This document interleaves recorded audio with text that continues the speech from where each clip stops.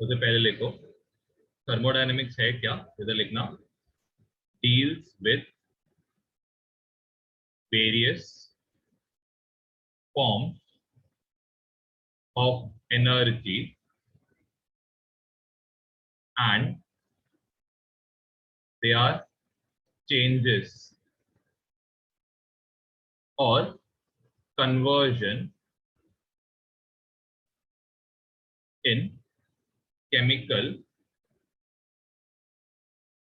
and physical states। अब यहां पे सबसे पहले चीज जो एनर्जी जिसके बारे में हम लोग बात करेंगे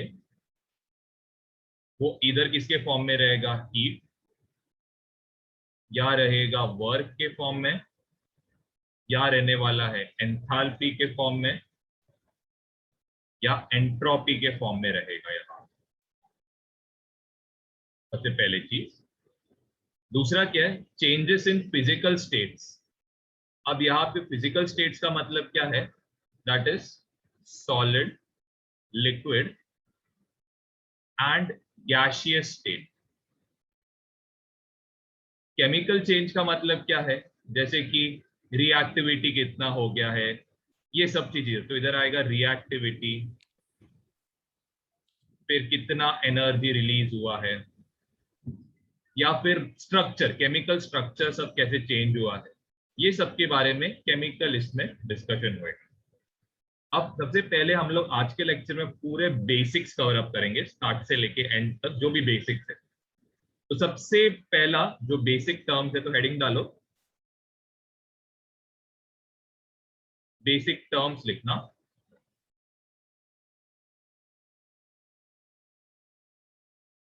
ओके, इसमें सबसे पहले आता है, इसको हम लोग बोलते हैं सिस्टम। अब सिस्टम क्या है, जैसे कि आप कोई केमिकल एक्सपेरिमेंट कर रहे हो अब केमिस्ट्री के लैब में, तो सपोज आप क्या यूज करते हो, टेस्ट ट्यूब यूज करते हो, उसके अंदर सॉल्यूशन डालते हो और सॉल्ट मिक्स करते हो। तो ये टेस्ट ट्यूब क्या हो गया, ये टेस्ट ट्यूब आपका सिस्टम हो गया। क्यों, क्योंकि जो भी रिएक्शन है ये कहाँ पे एक्ट कर रहा है, ये टेस्ट ट्यूब के अंदर। तो इसमें आप लिख सकते हो part of universe in which thermodynamic activity occurs। तो यहाँ पे क्या होता है, थर्मोडायनेमिक। अब थर्मोडायनेमिक एक्टिविटी के बारे में हमने बताया, चेंज इन एनर्जी हो सकता है, change in physical chemical state हो सकता है, तो ये सब होता है। ठीक है, तो ये हो गया थर्मोडायनेमिक एक्टिविटी। अब यहाँ पे तीन टाइप के सिस्टम्स है जो आपको पता रहना चाहिए। सबसे फर्स्ट है जिसको हम लोग बोलते हैं open system. Okay, now what is this open system. एक बहुत सिंपल आपको एग्जांपल देता हूं। आप क्या कर रहे हो, वाटर को बॉईल कर रहे हो। ठीक है, जैसे कि आप वाटर को बॉईल कर रहे हो एंड ऊपर से आपने क्या किया, लिड हटा दिया। तो लिड हटाने से क्या होएगा, सबसे पहले आपका वाटर क्या होएगा, एक तो बाहर निकलेगा। ठीक है, तो यहां पे सबसे पहले क्या हो रहा है, मास चेंज हो रहा है। साथ ही साथ क्या हो रहा है, हीट जो है ये क्या हो रहा है, बाहर रिलीज हो रहा है। तो यहाँ पे आप ये भी लिख सकते हो, हीट भी क्या हो रहा है, चेंज हो रहा है, या फिर आप बोल सकते हो एनर्जी चेंज हो रहा है। तो ये किसका एग्जाम्पल हो गया, ओपन सिस्टम का। तो यहाँ पे आप बोल सकते हो एक्सचेंज ऑफ बोथ, यहाँ पे लिख सकते हो एनर्जी एंड मास के बदले आप लिख सकते हो मैटर, ऑकर्स लिख सकते हो, occurs between system and surround. हो गया सबसे पहला पार्ट। अब जो दूसरा है that is called as a close system. अब क्लोज सिस्टम में आप क्या कर रहे हो, आप सपोज ये क्या कर रहे हो, ये हीट कर रहे हो, आपने क्या किया, ऊपर एक लिड लगा लिया। Heavy lid. अब ये लिड अप्लाई करने से क्या होएगा, जो भी पानी है, जो भी वाटर वेपर है, ये लिड के ऊपर क्या होएगा, वाटर वेपर से लिक्विड ड्रॉपलेट्स में कन्वर्ट होएगा। तो यहाँ पे अभी सिर्फ किसका एक्सचेंज होने वाला है, सिर्फ एनर्जी का एक्सचेंज होएगा। आप ये लिड के ऊपर हाथ लाओगे तो आपको हाथ गर्म लगेगा, तो इसका मतलब यहाँ पे क्या हो रहा है, तो इधर लिख सकते हो exchange of energy occurs between system and surround. सिर्फ हीट का क्या होता है, एक्सचेंज होता है। अब सबसे लास्ट जो एग्जांपल है, इसको आप क्या बोलते हो, आइसोलेटेड सिस्टम। अब आइसोलेटेड सिस्टम का एक बहुत अच्छा एग्जांपल है थर्मोफ्लास्क। जब आप हॉस्पिटल में कोई बीमार किसी को चाय या कुछ सूप कुछ लेके जाते हो, तो आप इसको किस में रखते हो, थर्मोफ्लास्क में। अब क्यों ऐसे थर्मोफ्लास्क में रखते हैं, क्योंकि जब आप कोई गर्म सब्सटेंस थर्मोफ्लास्क में लेके जाते हो, वो क्या रहता है, एक 2-3 दिन तक वो गर्म रहता है। ठीक है, तो यहाँ पे एग्जैक्ट हो क्या रहा है, क्या वो चीज ठंडा होने वाला है क्या, ऑफकोर्स नहीं। क्यों नहीं होएगा, क्योंकि यहाँ पे ना मास का एक्सचेंज हो रहा है, ना हीट का एक्सचेंज हो रहा है। क्लियर है, तो यहाँ पे लिख सकते हो नो एक्सचेंज ऑफ हीट, या फिर लिख सकते हो नो एक्सचेंज ऑफ एनर्जी और matter occurs between system and, यहाँ पे आप एक और चीज लिख सकते हो, एक एग्जांपल आप चाहे तो इधर लिख सकते हो dq इक्वल टू 0, या फिर आप बोल सकते हो q का मतलब है हीट, चेंज इन हीट क्या रहेगा, यहाँ पे 0 रहेगा। इसका एक बहुत अच्छा एग्जांपल इज यूनिवर्स।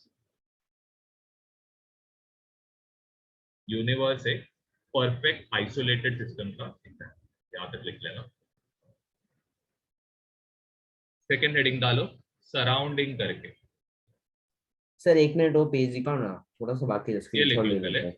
इसमें लिखो part of universe other than system. मतलब सिस्टम को छोड़ के बाकी का जो यूनिवर्स का पार्ट है, जैसे कि यहाँ पे आप टेस्ट ट्यूब में एक रिएक्शन कर रहे हो, तो ये टेस्ट ट्यूब क्या बन जाएगा, टेस्ट ट्यूब हमारा सिस्टम बन जाता है। लेकिन टेस्ट ट्यूब के बाहर जो भी है, ये क्या बोलते हैं, इसको सराउंडिंग बोलते हैं। तो ये बहुत बेसिक चीज है समझने को। थर्ड जो है, इसको आप क्या बोलते हो, बाउंड्री बोलते हो। ओके, अब बाउंड्री क्या है, तो यहाँ पे लिख सकते हो separation between system and surrounding. System and surrounding के बीच में जो वॉल रह सकता है, या उनके बीच का जो भी सेपरेशन का लेयर है, इसको हम लोग क्या बोलते हैं, बाउंड्री बोलते हैं। ओके, तो यहाँ पे 3 टाइप्स का बाउंड्री है।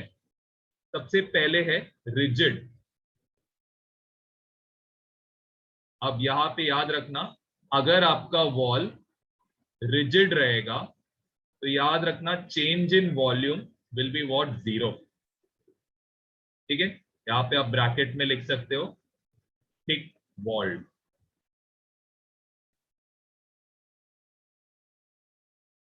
ओके, अब सेकंड जो है, इसको आप बोलते हो नॉन रिजिड। अभी नॉन रिजिड तो बहुत हार्डली आता है एग्जाम में। इसमें क्या होता है, change in volume is not equal to 0। इसका आप एग्जाम्पल लिख सकते हो बलून। फिर इसके बाद आता है, अब देखो यहाँ पे जरा ध्यान देना, एक छोटा सा कंसेप्ट है, पर ये इजी है समझने को। सपोज आप क्या कर रहे हो, पानी को बॉईल कर रहे हो, तो ये लेयर तक क्या है, ये लेयर तक वाटर रहेगा आपका, ठीक है, ये जो इतना लेयर बना है यहां तक आपका पानी रहेगा। ओके, तो जरा ध्यान दो, अब यहां पे आप नोटिस कर सकते हो ये वाला जो रीजन है, ये वॉल आपको क्लियरली दिख रहा है, ये बाउंड्री आपको क्लियरली दिख रहा है, तो इसको आप कैसे टाइप का वॉल बोलोगे या बाउंड्री बोलोगे? Real boundary. ओके, लेकिन आप यहां पे नोटिस कर रहे हो ये वाला जो रीजन है, अब बहुत जन बोलेंगे यहां पे भी ये बाउंड्री मुझे क्लियरली दिख रहा है, लेकिन आपको पता है वाटर कंटिन्यूसली क्या होते रहता है? इवापोरेट होते रहता है। इवापोरेशन होने की वजह से क्या होएगा? वाटर मॉलिक्यूल एक हाइट तक जाएगा, वापस नीचे तक जाएगा, हाइट तक जाएगा, नीचे जाएगा, हाइट तक जाएगा, नीचे जाएगा, ये प्रोसेस कंटिन्यूसली होते रहता है।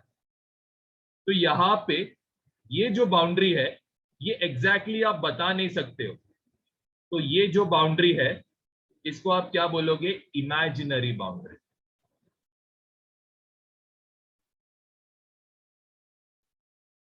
तो मोस्टली जो भी सॉलिड बाउंड्रीज रहते हैं ना, उसको आप रियल बाउंड्रीज में कंसिडर करते हो। जो फ्लूइड से रिलेटेड, फ्लूइड्स के बीच में जो बाउंड्री रहता है उसको आप इमेजिनरी बाउंड्री में काउंट करते हो, ठीक है, जस्ट नॉलेज के लिए बता रहा हूं और कुछ नहीं। ओके, अब इसके बाद जो नेक्स्ट वाला वॉल है that is called as adiabatic wall. अब ये एडियाबैटिक वर्ड का मीनिंग क्या है? एडियाबैटिक का वर्ड का मीनिंग है नो हीट एक्सचेंज। इसका एग्जाम्पल इज थर्मोफ्लास्क का जो वॉल है, जो थर्मोफ्लास्क जो आप यूज करते हो उसका जो वॉल है उसको आप किसके इसमें काउंट करते हो? Adiabatic wall. तो इसमें लिखना wall in which there is no exchange of heat is called adiabatic.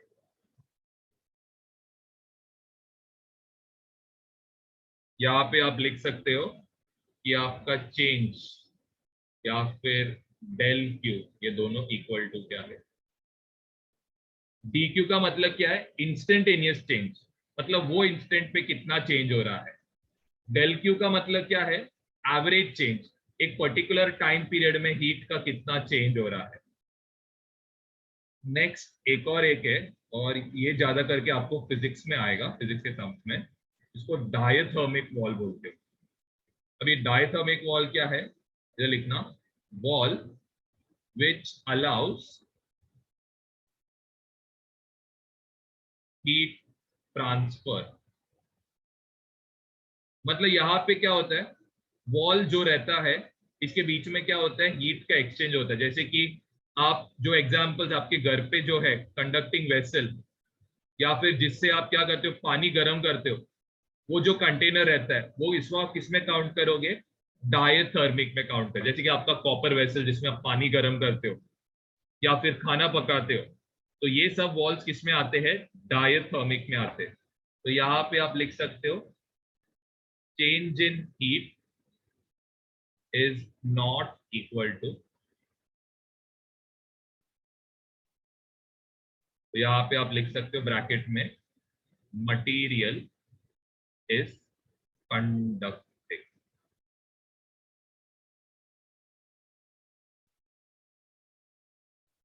Material is conducting.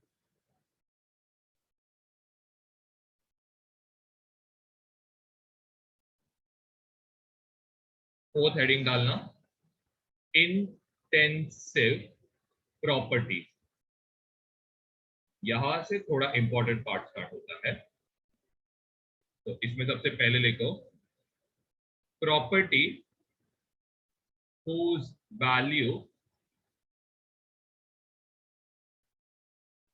remains unchanged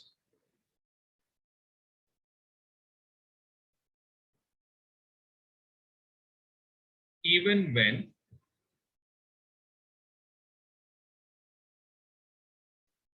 the system is divided into smaller parts. अब इसका क्या मतलब है, कोई एक एग्जांपल देता हूं। जैसे आपने क्या किया, एक कंटेनर के अंदर आपने क्या किया, जूस बनाया, ठीक है, पूरा इसको अच्छे से मिक्स करके अच्छे से जूस बना दिया। अब इसमें से आप क्या कर रहे हो, एक एक ग्लास पानी हर एक को दे रहे हो, आपके घर पे जो भी है इनको आप क्या कर रहे हो, एक एक ग्लास पानी दे रहे हो, जो भी है जूस दे रहे हो। तो हर एक ग्लास का जो टेस्ट रहेगा वो क्या रहने वाला है, सेम रहेगा हर एक ग्लास का। क्लियर है? तो ऐसे अभी देखो यहाँ पे कौन सा प्रॉपर्टी के बारे में हम लोग बात कर रहे हैं, दैट इज कॉन्सेंट्रेशन। मतलब अगर आप ज्यादा जूस डालोगे, मतलब ज्यादा आप शुगर डालोगे तो क्या होएगा, स्वीट होएगा। अगर आप लेस शुगर डालोगे तो स्वीटनेस क्या होने वाला है, लेस होने वाला है। क्लियर?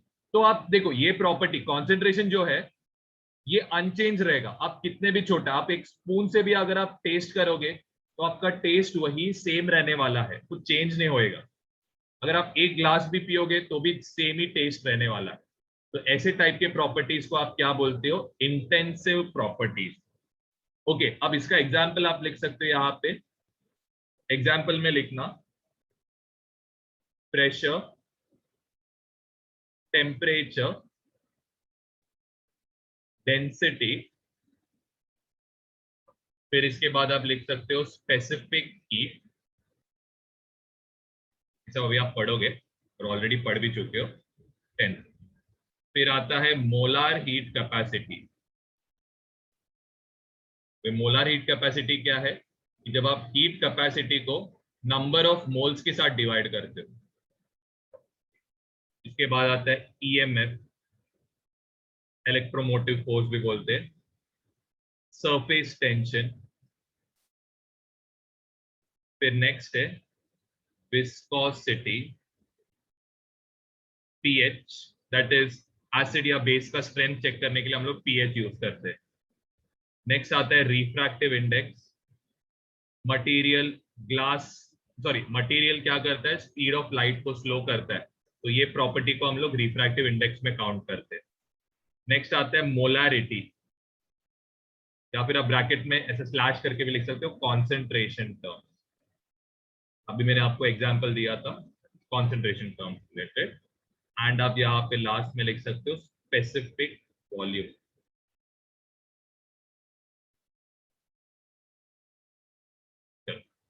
अब जो सेकंड है, मतलब इसका उल्टा, एग्जैक्ट उल्टा क्या रहेगा, extensive property.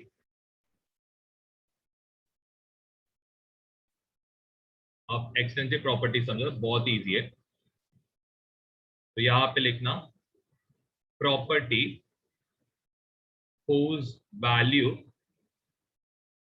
changes when system is divided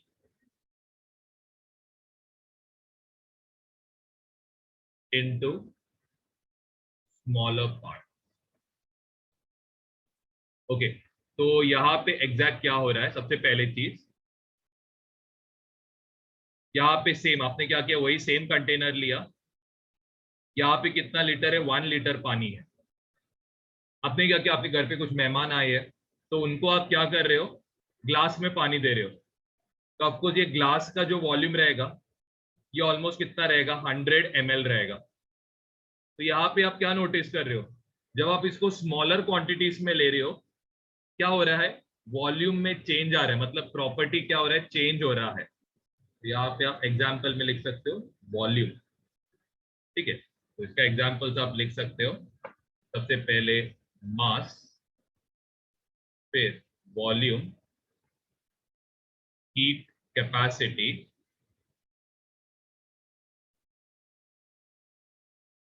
enthalpy, entropy, internal energy. ये सब अभी आगे आने वाला है, गिब्स एनर्जी। स्पेसिफिकली ये लास्ट के जो 5 क्वांटिटीज है यहां से लेके यहाँ, ये आपको ध्यान में रहना है कि ये सब क्या है, एक्सटेंसिव प्रॉपर्टीज का एग्जाम्पल रहता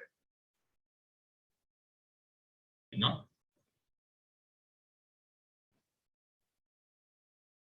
इसमें लिखो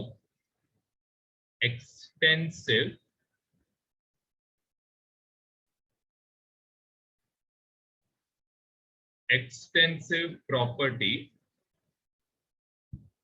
पर ग्राम और पर मोल becomes intensive property।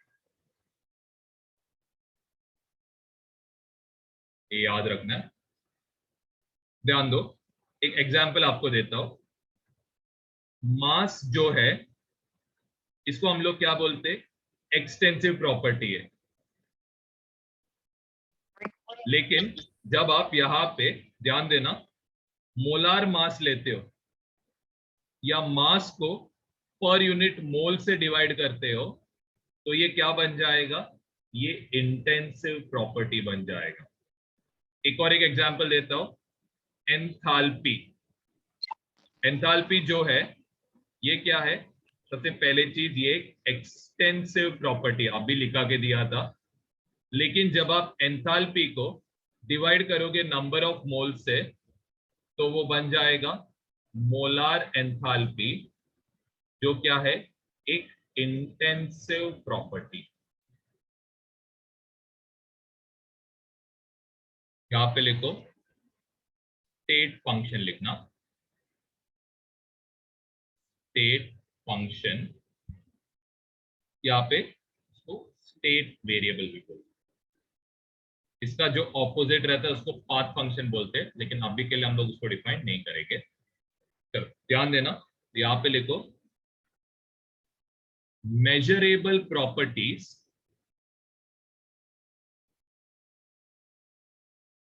required to describe state of thermodynamic function। या एक सेकंड, थर्मोडायनामिक सिस्टम लिखना, system is better word. thermodynamic system is called state function। समझा? तो ज़्यादा टेंशन मत लो। अब मेजरेबल प्रॉपर्टीज का एग्जांपल आप चाहे तो इधर लिख सकते हो, कौन कौन मेजरेबल प्रॉपर्टीज है।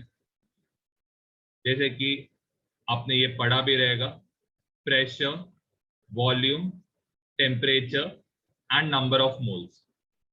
ये चार चीजों से आप इजीली बता सकते हो कि कोई सिस्टम गैस रहेगा, सॉलिड रहेगा, लिक्विड रहेगा, कौन से स्टेट में रहेगा। ठीक है, तो ये चार चीज आपको पता रहना चाहिए। अब इसका एग्जांपल्स मैं आपको देता हूं, एग्जांपल्स ऑफ स्टेट फंक्शन। सो इसका एग्जांपल्स आप लिखना, सबसे पहले इज प्रेशर, वॉल्यूम, टेम्परेचर, इसके बाद आएगा एंथैल्पी, एंट्रोपी, गिब्स एनर्जी लिख सकते हो, और मेरे हिसाब से शायद इंटरनल एनर्जी भी आएगा, तो इंटरनल एनर्जी भी लिख, and internal energy. Number of moles भी लिख सकते हो, number of moles, internal energy, number of. Okay, तो आप ये सब चीजों को आप कैसे एक्सप्रेस कर सकते हो, दैट इज, अगर आपको बोला है what is change in pressure, तो चेंज इन प्रेशर को आप कैसे लिखोगे, P final minus P initial. Change in volume को आप कैसे लिखोगे, V फाइनल माइनस मी इनिशियल। वैसे चेंज इन टेम्परेचर को आप कैसे लिख सकते हो, इसको आप लिख सकते हो final temperature minus initial temperature. वैसे आपको नंबर ऑफ मोल्स चाहिए रहेगा, तो फाइनल स्टेट पे का नंबर ऑफ मोल्स क्या है, माइनस। ओके, अब इसको कैसे लिख सकते हैं, तो कोई भी स्टेट फंक्शन को आप कैसे लिख सकते हो, ध्यान देना, यहाँ पे डेल्टा फाई, फाई मतलब क्या इंडिकेट करेगा, स्टेट फंक्शन इंडिकेट करेगा। इसको आप इंटीग्रेट करोगे कहां से कहां, इनिशियल स्टेट से फाइनल स्टेट तक। इसको स्टेट फंक्शन को आप इनिशिएट कर रहे हो, तो यहाँ पे आएगा d5, क्योंकि ये क्या रहेगा, इंस्टेंटेनियस चेंज। इसको आप लिखोगे कैसे, final change minus initial change, तो आप ब्रैकेट में लिख सकते हो। ये पाई क्या इंडिकेट करेगा, तो आप इधर लिख सकते हो स्टेट फंक्शन।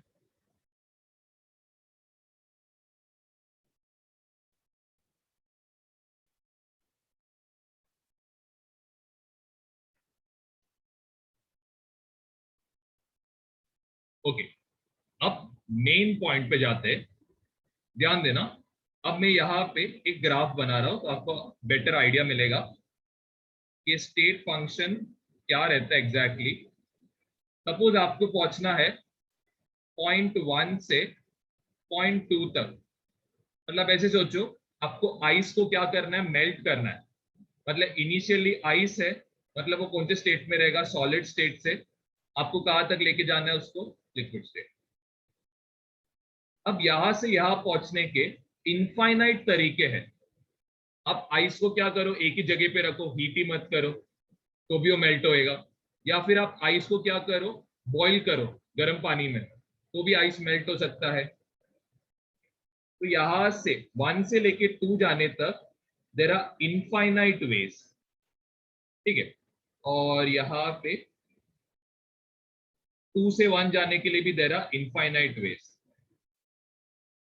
अभी 1 से 2 जाने के लिए आपको कौन सा पाथ सेलेक्ट करना है उस पर डिपेंड नहीं है, वो सिर्फ किस पे डिपेंडेंट रहेगा, इनिशियल और फाइनल स्टेट, बस उस पर डिपेंडेंट। आप वहां पे कैसे पहुंचे, कब पहुंचे, उससे कुछ मतलब नहीं है। ओके, तो यहाँ पे ध्यान दो, सबसे पहले चीज ये हम लोग क्या करेंगे, इसको हम लोग कंसिडर करेंगे प्रोसेस ए, इसको हम लोग कंसिडर करेंगे प्रोसेस बी। तो सबसे पहले चीज यहाँ पे लिखना, change in phi of A is not equal to change in phi of B। इसका मतलब क्या है, यहाँ पे of course final state minus initial state है, ये नॉट इक्वल टू आएगा। यहाँ पे फाइनल स्टेट कौन है, 1, इनिशियल स्टेट कौन है, तो ये दोनों पार्ट्स एक दूसरे के साथ इक्वल नहीं रहेंगे। पहले चीज तो ये पता रहना चाहिए। अब ध्यान देना, साइक्लिक प्रोसेस के लिए, ठीक है, तो ध्यान दो, साइक्लिक प्रोसेस को आप लिखेंगे कैसे। यहाँ पे आप क्या करोगे, एक सर्कल इंडिकेट करोगे, यहाँ पे क्या आएगा, 5। जरा ध्यान दो, यहाँ पे हुआ क्या, सबसे पहली चीज ए प्रोसेस एक आएगा यहाँ पे, तो यहाँ पे आएगा 5 ऑफ ए, प्लस यहाँ पे क्या आएगा, 5 ऑफ बी। तो यहाँ पे चेंज है तो d5 आएगा, तो यहाँ पे d5 of A plus d5 of B आएगा। तो d5 ऑफ ए, यहाँ पे फाइनल क्या है 2, इनिशियल क्या है 1, प्लस बी, इसमें फाइनल क्या है 1, इनिशियल क्या, सॉरी, इनिशियल क्या है 2। ये पार्ट और ये पार्ट कैंसिल, ये पार्ट और ये पार्ट कैंसिल आउट होएगा, ये कितना रहने वाला है, 0। ऑफकोर्स यहाँ पे लिमिट्स आप कहाँ से का अप्लाई करोगे, 1 से लेके 2 तक। यहाँ पे लिमिट्स आप अप्लाई करोगे 2 से लेके, तो इससे आप क्या बोल सकते हो, यहाँ पे लिख सकते हो चेंज इन, यहाँ पे लिख सकते हो change in state function for cyclic process. Cyclic का मतलब क्या है कि इसका ये जो साइकिल में, देखो आप नोटिस भी कर रहे हो यहाँ पे एक साइकिल जैसा, इसका इनिशियल एंड फाइनल स्टेट क्या है, one and the same. Cyclic process में चेंज इन स्टेट फंक्शन का वैल्यू हमेशा क्या रहता है, 0। तो एक इंपॉर्टेंट पॉइंट।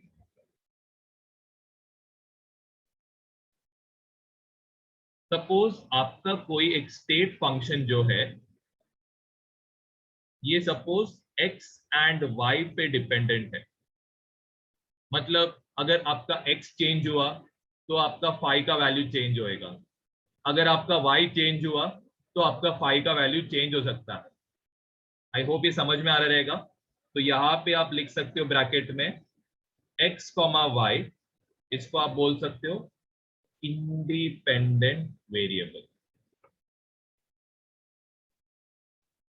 इंडिपेंडेंट वेरिएबल का मतलब क्या है, x y पे डिपेंडेंट नहीं है, y x पे डिपेंडेंट नहीं है, लेकिन x और y पे आपका फाई डिपेंडेंट है। ये जरा समझने का ट्राई करो। वापस रिपीट करता हूं, x y पे डिपेंडेंट नहीं है, y x पे डिपेंडेंट नहीं है, लेकिन आपके x और y पे आपका फाई डिपेंडेंट है।